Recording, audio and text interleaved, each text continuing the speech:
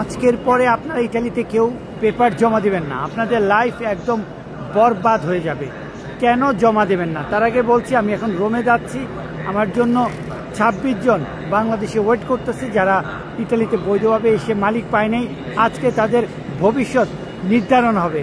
অনেক বড় একটা খবর রাতে আমি আপনাদেরকে আপডেট দেব।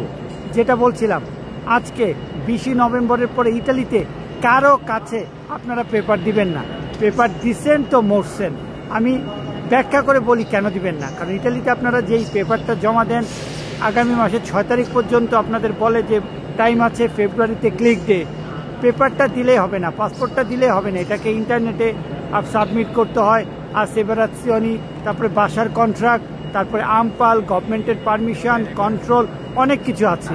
ইতালিতে যেসব বাংলাদেশি দালাল বা কাফ পাত্রনা তো আপনাদের আত্মীয় স্বজনরা এই পেপারটা কাল থেকে নেবে, 99% সঠিকভাবে সব কিছু ঠিক করতে পারবে না, জমা দিতে পারবে না।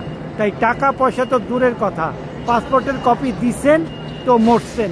আর কতজনে এই বিপদে পা দিতেছেন, কতজনে প্রতারিত হতেছেন, কতজনে টাকা বিভিন্ন মানুষকে দিয়ে ধরা খাইছেন, আমাকে আগামী মাস থেকে জানাইবেন। তাই আজকে দেখা হবে রোমে আপনাদের সাথে। 26 জনের ভাগ্য আজকে নির্ধারণ হবে, রাতেই সব আপডেট দিচ্ছি আপনাদের। ধন্যবাদ।